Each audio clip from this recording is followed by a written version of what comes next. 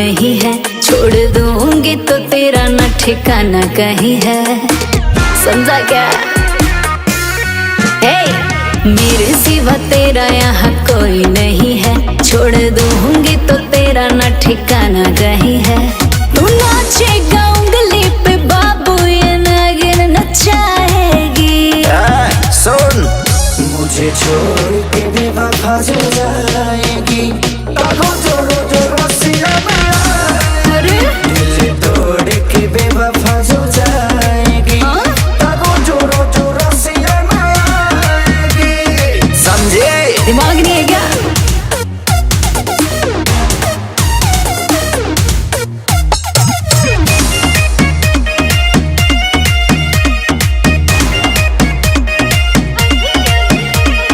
अभी अभी हुई मैं तो बालिक हूँ, अपनी मर्जी की मालिक हूँ, समझा क्या?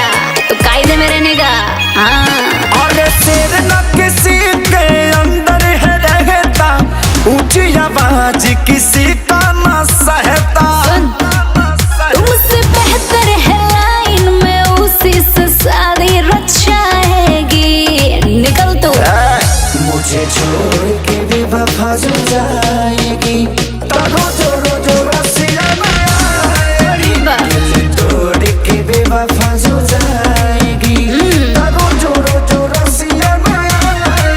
शकल देखा है अपनी तू? England brand.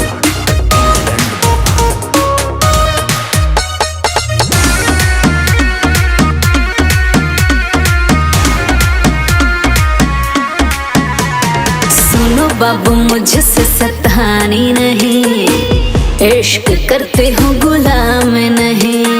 गुलाम समझाए क्या है? गुलाम समझाएगा? रुतबे में कमी नहीं होएगा, ये मत सोचो ये दीवाना हो जाएगा, समझे क्या? ओ खिसारी पर कास बारूदुमा तो तुमको सताएगी, पागल हो जाएगा। मुझे छोड़ के बेवफा जो जाएगी, अच्छा छोड़ के बेवफा जो जाएगी,